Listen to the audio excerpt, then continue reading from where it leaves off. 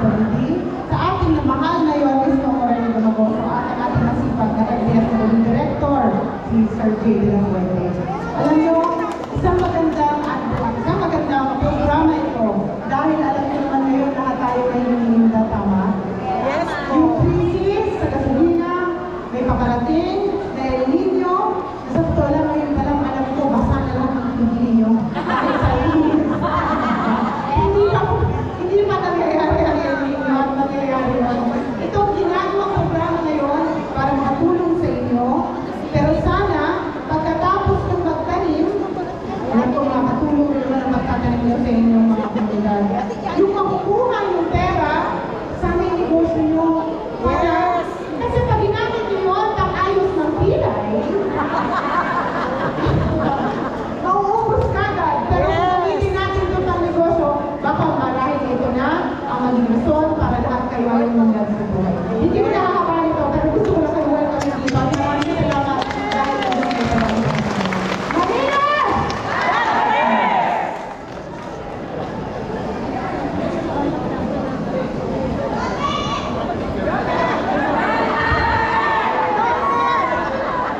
Magandang umaga po muli sa inyong lahat. At sa umaga nito, ibinibigay ko po sa inyo ang alkalde ng lungsod ng Maynila.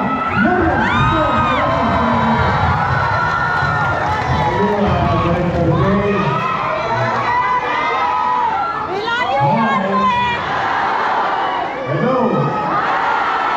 Masaya po kayo? Tama ang sinabi ng nanay at tatay natin. At yung itinuro sa atin nung elementary tayo.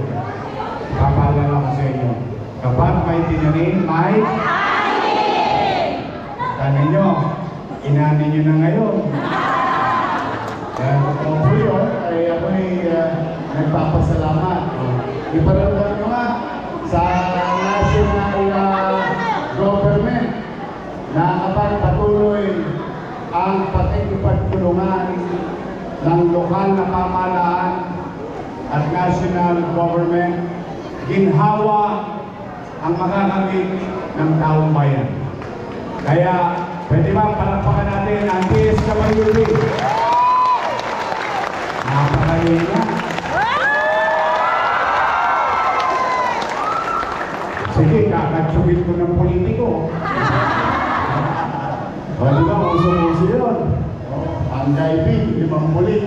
Ang lumapo sa kamay ng tao, 3 bulik ka lang.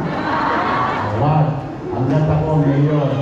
At pag sa amin dumaan, pag piso binigay, piso makukuha ng tao.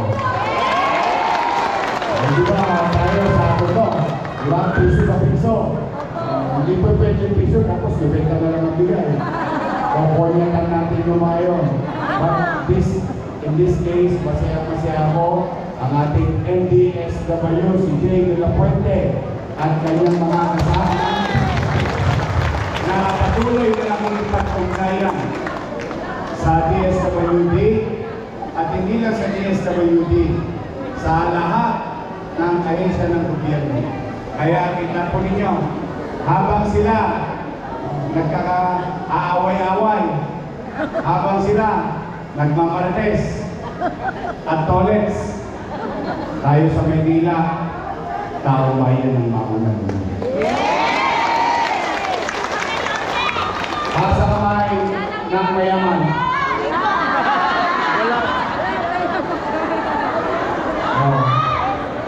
Sa kamay ng nagraraos naman.